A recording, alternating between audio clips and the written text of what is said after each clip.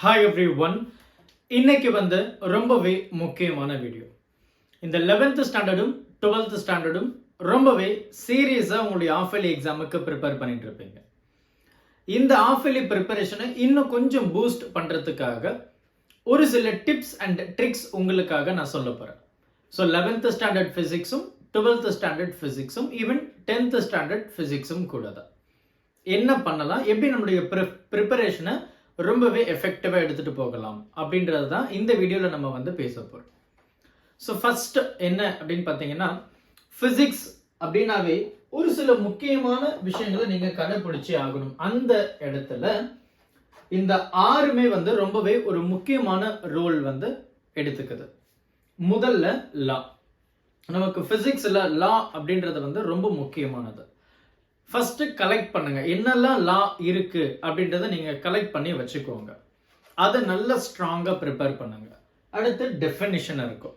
So ஒரு சில definitions இருக்கும். ஒரு சில இடத்துல பார்த்தீங்கன்னா நமக்கு பிரின்சிபல் இருக்கும் இல்லையா, லைக் ஏசி ஜெனரேட்டருடைய பிரின்சிபல், டிரான்ஸ்ஃபார்மருடைய பிரின்சிபல், இது எல்லாம் ரொம்ப முக்கியம். பிரின்சிபல் ரொம்ப ரொம்ப முக்கியம். வேண்டகிராஃப் ஜெனரேட்டர்ல இருக்கும்.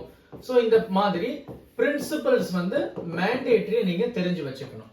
ஸோ லா பார்க்குறோம், definition, principle, working of the thing, followed by diagram. Diagram கூட பார்த்தீங்கன்னா ரொம்ப முக்கியம். ஒரு 5 மார்க் அப்படின்னாவே நமக்கு ஒரு மார்க் மேக்ஸிமம் இருக்கிற மாதிரி நமக்கு டயக்ராம் இருக்கு.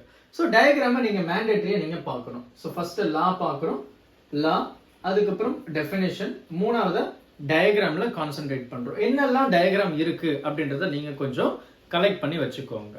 Followed by formula. So formula கூட பார்த்தீங்கன்னா ரொம்ப முக்கியங்க. நம்ம ஒரு டெஃபினேஷன் எழுதக்கூடிய, டெரிவேஷன் எழுதக்கூடிய லாஸ்ட் ஃபார்முலாவாகட்டும், அதாவது அந்த ரிசல்ட் ஆகட்டும், கன்க்ளூஷன் நம்ம பண்ணுவோம் இல்லையா, அதுவாகட்டும், இல்லை நம்ம ப்ராப்ளம்ல சப்ஸ்டியூட் பண்ணக்கூடிய ஃபார்முலா ஆகட்டும், இது எல்லாமே நம்ம தெளிவாக தெரிஞ்சுக்கணும். இது ஒரு நாள்ல என்னால ப்ரிப்பேர் பண்ண முடியுமா அப்படின்னு கேட்டீங்கன்னா கண்டிப்பா கிடையாது. இது ஒரு லாங் டேர்ம் ப்ராசஸ் அப்படின்னு தான் சொல்லணும். ஸோ டெய்லி இருக்கக்கூடிய ஃபார்முலாஸை ஜஸ்ட் கோ த்ரூ பண்ணுங்க. நீங்க கோ த்ரூ பண்ணீங்க அப்படின்னாவே போதும், ஃபார்முலாஸ் எல்லாம் உங்க மைண்ட்ல ஆட்டோமேட்டிக்கா நின்றும். So there is no options. Daily அதை ஒன்ஸ் கோ த்ரூ மட்டும் பண்ணுங்க, அதுவே போதுமானது.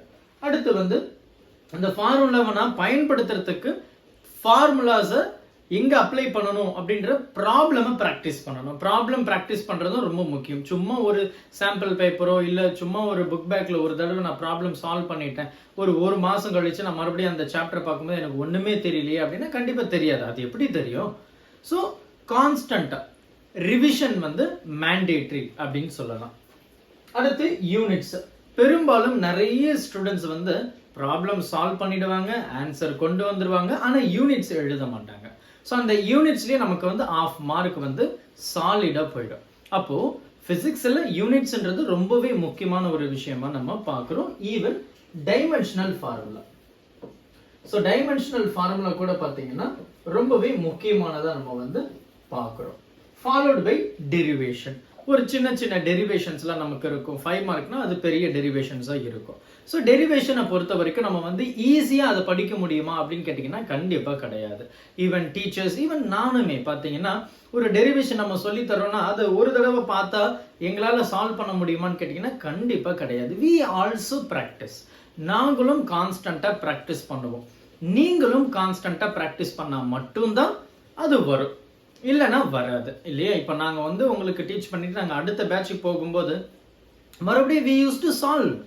நம்ம பிரெயின் எல்லாத்தையும் ஞாபகம் வச்சிருக்காது இல்லையா. ஸோ அதனால டெரிவேஷனை மறுபடியும் டெரைவ் பண்ணி பார்க்கணும். அப்போதான் யூ வில் அண்டர்ஸ்டாண்ட். ஒரு சில ட்ரிக்ஸ் ஆட்டோமேட்டிக்காக உங்களுக்கே தெரிய ஆரம்பிச்சிடும்.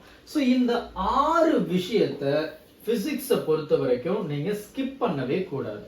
அதுக்கப்புறம் சார் நான் இப்போதான் சார் ஸ்டார்ட் பண்றேன் அப்படின்னா பிசிக்ஸ்ல எந்த மாதிரி சாப்டர்ஸை நான் ஃபர்ஸ்ட் கான்சென்ட்ரேட் பண்ணலாம் 12th ஸ்டாண்டர்ட்ல அப்படின்னு பார்த்தீங்கன்னா, ஃபர்ஸ்ட் நம்ம கொஞ்சம் ஹார்ட் சாப்டர், ரொம்ப முக்கியமான சாப்டரா கன்சிடர் பண்ணக்கூடிய ஒரு சில சாப்டர்ஸ் இருக்கு.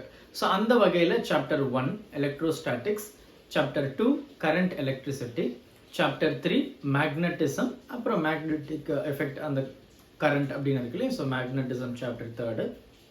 இது 3 ஃபர்ஸ்ட் அண்டர்ஸ்டாண்ட் பண்ணி புரிஞ்சுக்கோங்க.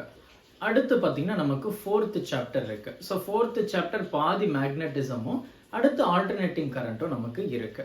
ஸோ ஆல்டர்னேட்டிங் கரண்ட் நீங்கள் ரொம்ப டிஃபிகல்ட்டாக ஃபீல் பண்ணுறீங்க அப்படின்னா அந்த 4th சாப்டரில் பாதி மட்டும் படிச்சுட்டு செகண்ட் ஆஃப் ஆல்டர்னேட்டிங் கரண்ட்டில் ஆர்எல்சி பார்த்துக்கோங்க. ஸோ அஸ் ஆஃப் நவ் போதும். இதை படிச்சுட்ட பிறகு நீங்கள் ஸ்ட்ரைட்டாக come to second volume. Second வால்யூமில் ரே ஆப்டிக்ஸும் வேவ் ஆப்டிக்ஸும் நல்லா அண்டர்ஸ்டாண்ட் பண்ணிக்கோங்க. இது எல்லாம் ரொம்ப முக்கியமான chapter, followed by semiconductor. So இதெல்லாம் நீங்கள் நல்லா அண்டர்ஸ்டாண்ட் பண்ணிக்கோங்க. நம்ம 12th ஸ்டாண்டர்ட் ஃபிசிக்ஸை பொறுத்த வரைக்கும் கம்ப்ளீட்டாக தியரி அப்படின்னு பார்த்தீங்கன்னா சாப்டர் 5 எலக்ட்ரோ மேக்னெட்டிக் வேவ்ஸ் இருக்குது. அடுத்து பார்த்தீங்கன்னா டியூவல் நேச்சர் இருக்குது. அதுக்கப்புறம் செமிகண்டக்டர். இது மூணுமே பார்த்தீங்கன்னா பெரும்பாலும் தியரி. ஆட்டம்ஸ் அப்படின்ற சாப்டர் கூட கொஞ்சம் டெரிவேஷன்ஸ் இருக்கும், கொஞ்சம் தியரியும் இருக்கும். ஸோ இதெல்லாம் நீங்கள் வந்து கான்சென்ட்ரேட் பண்ணணும்.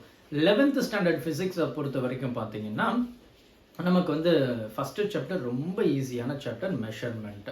செகண்ட் சாப்டர் பார்த்தீங்கன்னா கைனமேட்டிக்ஸ். எல்லா ஸ்டூடெண்ட்ஸுக்கிட்டையும் நான் சொல்லக்கூடிய ஒரு முக்கியமான விஷயம் என்னென்னா கைனமேட்டிக்ஸ் சாப்டர் மட்டும் ஸ்கிப் பண்ணவே பண்ணாதீங்க. ஏன்னா கைனமேட்டிக்ஸ் சாப்டரில் நிறைய பேசிக்ஸ் இருக்கும். அது எல்லாம் நீங்கள் 12th அப்படியே அப்ளை பண்ணுவீங்க. ஸோ கைனமேட்டிக்ஸ் சாப்டரை மேக்ஸிமம் நல்லா அண்டர்ஸ்டாண்ட் பண்ணி படிங்க. அடுத்து நமக்கு வந்து 3rd சாப்டரில் லா ஆஃப் மோஷன். ஸோ அதுவும் ரொம்ப முக்கியமான ஒரு சாப்டர். ஏன்னா அதில் இருக்கக்கூடிய கான்செப்ஷுவல் பேஸ் பண்ணி நம்ம ப்ராப்ளம்ஸ் வந்து இங்கே நம்ம 12th சால்வ் பண்ணுறதுக்கு சான்சஸ் இருக்குது. ஸோ அதுக்கப்புறம் ஒர்க் எனர்ஜி. அதுக்கப்புறம் பார்த்தீங்கன்னா 5th SOP system of particles அப்படின்னு நம்ம சொல்கிறோம். அதுக்கப்புறம் நம்ம செகண்ட் வால்யூமில் கிராவிடேஷன் ரொம்ப முக்கியமான ஒரு சாப்டர். ஸோ கிராவிடேஷன், அதுக்கப்புறம் ப்ராப்பர்ட்டிஸ் ஆஃப் மேட்டர்ஸ் இருக்குது. அதுக்கப்புறம் பார்த்தீங்கன்னா தெர்மோடைனமிக்ஸ், அதுக்கப்புறம் கைனடிக் தியரி ஆஃப் கேஸஸ் அப்படின்னு இருக்குது. அதுக்கப்புறம் பார்த்தீங்கன்னா ஆசிலேஷன்ஸ். ஸோ இந்த சாப்டர்ஸ் எல்லாம் இருக்குது. ஸோ தயவு செஞ்சு ரொம்ப முக்கியமான சாப்டர்ஸை முதல்ல கான்சென்ட்ரேட் பண்ணுங்கள். உங்கள் டீச்சர்ஸ் கிட்டே கேளுங்க, they will give very good suggestions. So அந்த சாப்டருக்கு ஏற்ற மாதிரி ரொம்ப அதிகமான முக்கியத்துவம் கொடுத்து டெரிவேஷன்ஸை ப்ராக்டிஸ் பண்ணாங்க. You have time. இன்னும் ஒரு 10 days, ஒரு 8 days நம்ம கிட்ட இருக்குது. இனிமேலும் நம்ம இந்த நேரத்தை வீணடிச்சோம்னா நம்மளை விட முட்டாள் வேற யாருமே கிடையாது. ஸோ அதனால் ப்ராப்பராக என்ன பண்ணணும், எதுக்கு முக்கியத்துவம் கொடுக்கணும், எதுக்கு தேவையில்லாத டைம் நம்ம யூஸ் பண்ணுறோம் அதெல்லாம் அவாய்ட் பண்ணிடுங்க. ஒரு எக்ஸாம் வரைக்கும் நீங்கள் உங்களுடைய கெப்பாசிட்டி எப்படி இருக்குது, உங்களுடைய மெமரி பவர் எப்படி இருக்குது, நீங்கள் எப்படி ட்ரெயின் பண்ணியிருக்கீங்க அப்படின்றத நீங்கள் பார்க்கணும்னா ஹார்ட் ஒர்க் பண்ணுங்கள். ஒரு 1 week சாலிடாக ஹார்ட் ஒர்க் பண்ணி நீங்கள் ஹாஃப் இயர்லி எக்ஸாமுக்கு எழுதுங்க.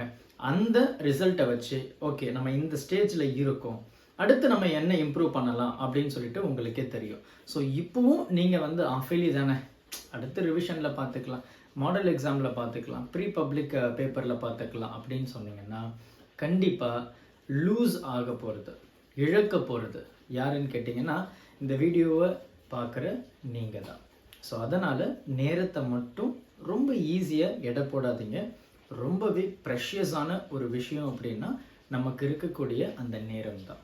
சரியாக பயன்படுத்தி லைஃப்பில் பெரிய ஆளாகுங்க. Thank you. Help this with a smile.